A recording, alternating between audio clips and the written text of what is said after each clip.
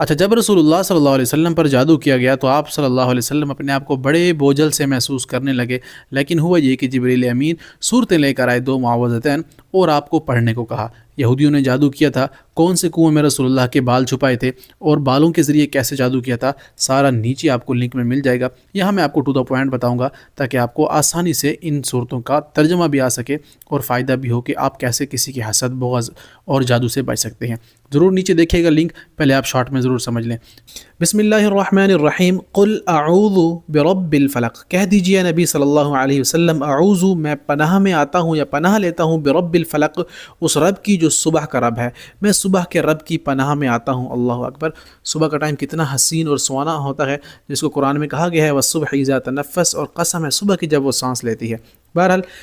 من شر ما خلق، ہر اس چیز کے شر سے، ما خلق، جو اس نے پیدا کیا، جتنے بھی برائیاں، شر ہیں جو دنیا میں ہیں، ہر اس شر سے میں حفاظت میں آتا ہوں اپنے رب کی جو صبح کا رب ہے۔ تو من شر ما خلق، ہر اس چیز کے شر سے، ما خلق، جو اس رب نے پیدا کیا یا تخلیق کیا اس شر کو۔ ومن شر غاسق اذا وقب، اور شر سے، غاسق، اندھیری رات کے، غاسق اندھیرے کو کہتے ہیں، اور اندھیری رات کے شر سے بھی، اذا وقب، جب وہ پھیل جائے، وقب پھیلنے کو کہتے ہیں۔ تو میں اندھیری رات کے شر سے بھی بچتا ہوں، اللہ کی پناہ میں آتا ہوں، اور خاص کر اس ٹائم کا اندھیرا جب وہ سارا پھیل جائے۔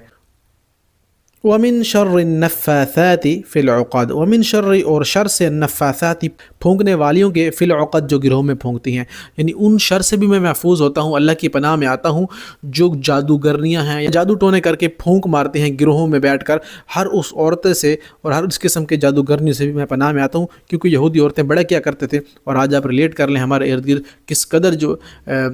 نقلی پیر ہیں اور کس قدر عورتیں ان کی طرف مائل ہو کر جا رہی ہیں۔ بہرحال اللہ کی پناہ میں آنا چاہیے۔ ومن شر حاسد اذا حسد، اور یہ کامن چیز ہے حاسد، یہ بڑا کامن ہے آج کل حسد کرنا، ہر کسی کو، ہر کسی سے حسد ہو گیا ہے، تو اس سے بھی بچنے کے لیے آپ ان صورتوں کو پڑھ سکتے ہیں۔ تو اس میں فرمایا گیا ہے کہ ومن شر حاسد، اور اس شر سے، حاسد، حاسد کے، اذا حسد، جب وہ حسد پر اتر آئے، یعنی اس حاسد کے شر سے بھی میں اللہ پناہ میں آتا ہوں تیری، جب وہ حاسد مجھ سے حسد کرنے لگ جائے۔ ظاہر ہے آج کل کوئی کسی کو نہیں اچھا لگتا کہ کیوں فلاں کو یہ مل گیا، فلاں کو یہ مل گیا، رشک کا تو دور ہے ہی نہیں، ہر کوئی حسد کرتا ہے کہ یہ چیز مجھے مل جائے، مجھے کیوں نہیں ملی، چلے مجھے نہیں ملتی تو کم سے کم اس سے چھن جائے، تو ان ساری چیزوں سے بچنا چاہیے۔ بہرحال سورۃ الفلق آپ کے سامنے آ گئی ہے، سورۃ الناس بھی انشاءاللہ میں آپ کو کل پڑھا دوں گا، تو آپ نے اگر تفصیل میں دیکھنا ہے تو اس کو نیچے لنک پر دیکھ کر پوری سورت دیکھ سکتے ہیں۔ جزاکم اللہ خیر، السلام علیکم ورحمۃ اللہ تعالی وبرکاتہ۔